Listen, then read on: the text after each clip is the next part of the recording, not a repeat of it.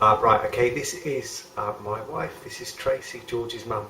And I wanted to ask her a few questions because nobody knows better what it's like to treat someone who's got type 1 than Trace. The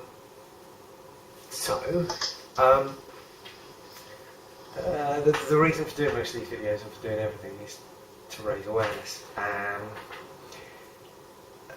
We were talking earlier about the people who've got type 2, and well, we were talking more about the kind of campaign for type 1 and the fact that a lot of it comes across as very angry. So you get parents of sort of being in a bit of a rage that people don't know what it is, or grouping it in with type 2, but there is this sort of burning anger, lots of which I can understand because it's one of those, it's so unjust, you know, it just, like what happened for George, it comes out of the blue. But people not knowing what it is entirely forgivable, surely. I mean, yeah, because we didn't know what type 1 was. Well, tell everyone how much you knew. Not very much, probably just the difference between type 1 and type 2, and I had one client that has type 2 diabetes that kept this little vial of sugar underneath the massage couch for if you had a hypo during a massage, and that's all I knew, nothing really. So, what's the difference? The difference is type 1 is an autoimmune condition, so your body for some reason attacks itself and kills the cells in the pancreas that produce insulin. So it's a hormone, which means you can't break down food, you can't break it down from sugar into energy for your body to use. Type 2 is very different.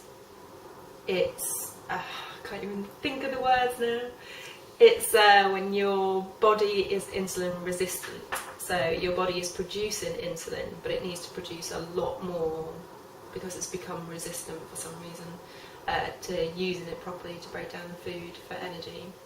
So it might be that your genetics are bad, which means you have to just produce more, or lifestyle dependent, that your body is breaking down and not working as effectively as it should. Yeah. And I suppose people, I think, misunderstand the savage nature of type 1. If George doesn't get insulin, then he's dead, basically. If he's left untreated, even for a few hours, the consequences of that can be huge. So, what's the first question? What's the hardest thing to deal with George having type 1? Him not having a carefree childhood, probably. Don't have to worry about some things. Have to worry about everything.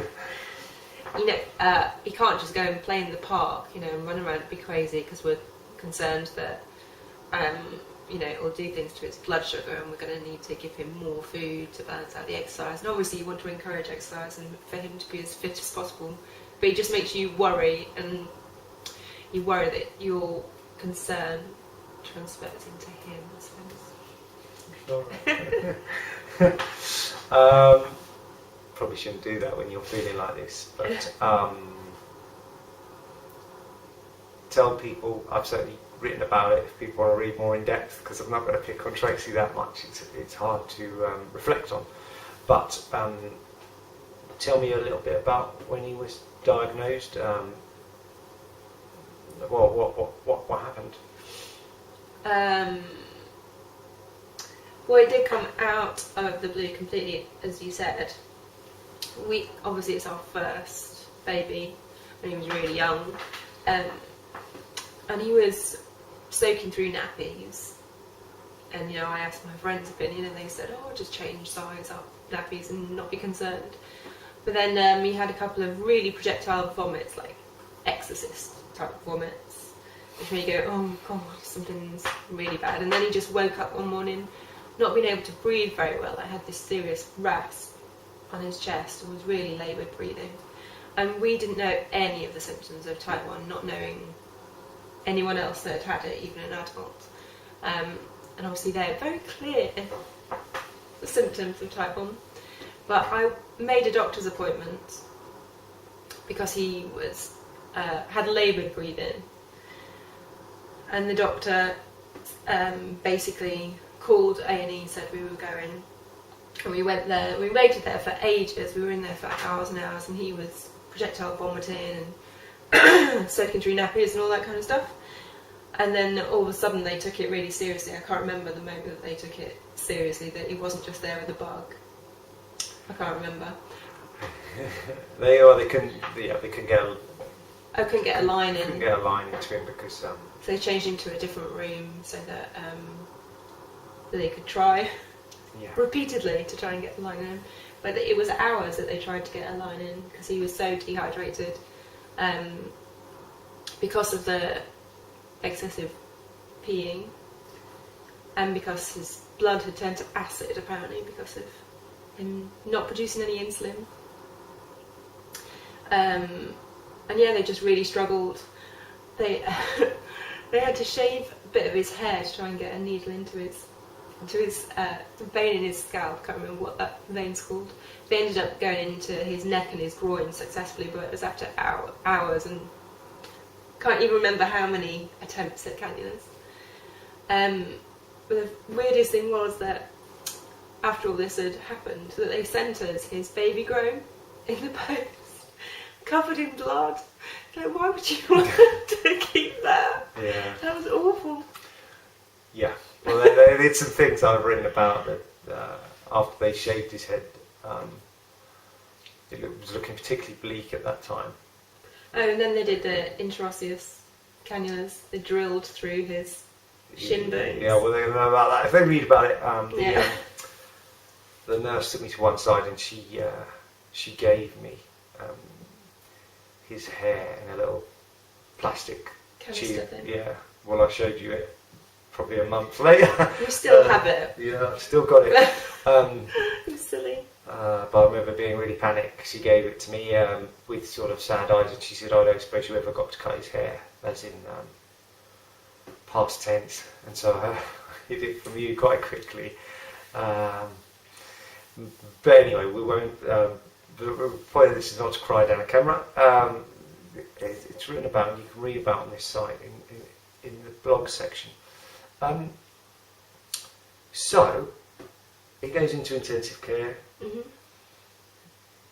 He leaves intensive care. We start treating him with jabs. Talk a little bit about starting to treat him on our own. I mean, I think the big thing that I remember is it was a long process in the hospital, and we were so desperate to get out of there. And that's no reflection of extraordinary care. Again, as I've reinforced, written down. Extraordinary care, but being in hospital, you just start to go stir crazy. We had to take it in turns to sleep with him, and just having your family fractured like that in a time of extremis, really, when you just want to be as close to them as you could possibly be. And that's not just George, it's Tracy too, and I can certainly admit to feeling really vulnerable when she wasn't around. You know, it's a big deal. We're a team, as cliched as that sounds. That's the truth. And so you just wanted and wanting life to begin again, and because it stood still for such a long time. And so it's a long way of explaining that we're also desperate to take care of him, because for such a long time you're just standing there as a helpless bystander, and I, for one, hated that feeling. My son wants to take care of him. But we also just realised that the quicker we learn, the quicker we'll get out. It's not like it's prison, but we wanted to be at home all together. Yeah. So the quicker we learn, the quicker we could be together. Yeah, so we did a good job of looking capable.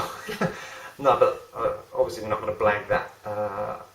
We needed to know we were, but that happened we managed that bit as quickly as possible, even though we were in hospital for 2.5 weeks plus.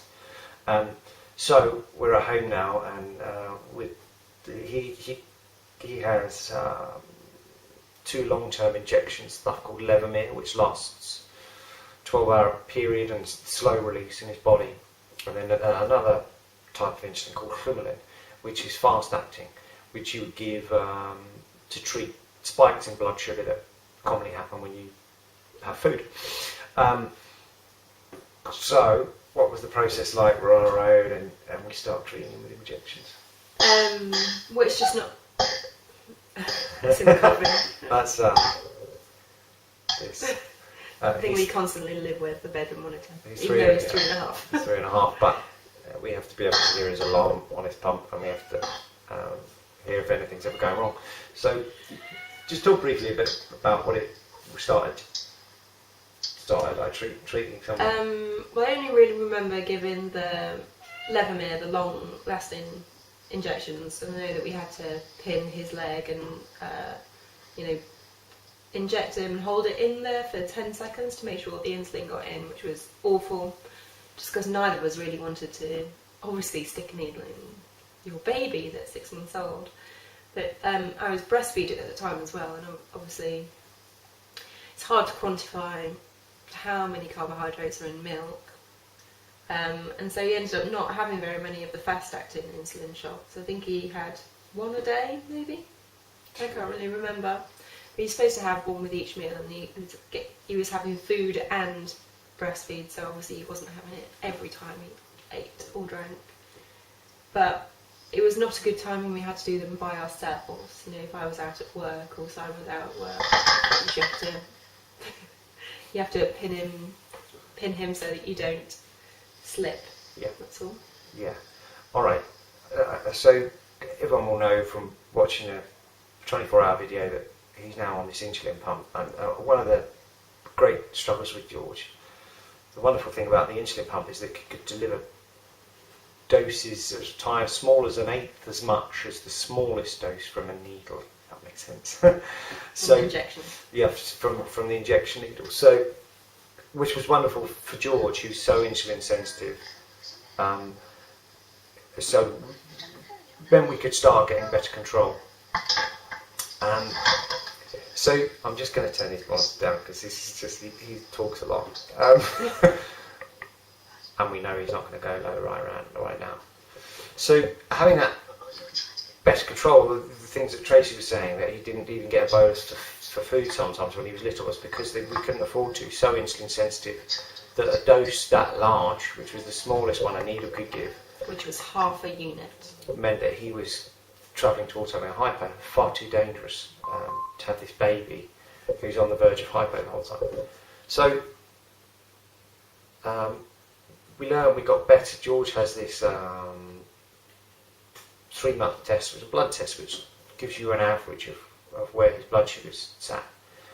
And when we started with him, he was into the 12s, his average. Bear in mind, blood sugar should be between the numbers 4 and 6. What's the simplest 4 and way? 7. Or 7. Sorry. And so,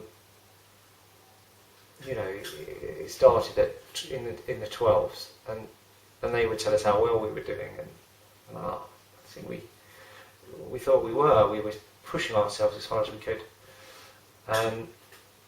So just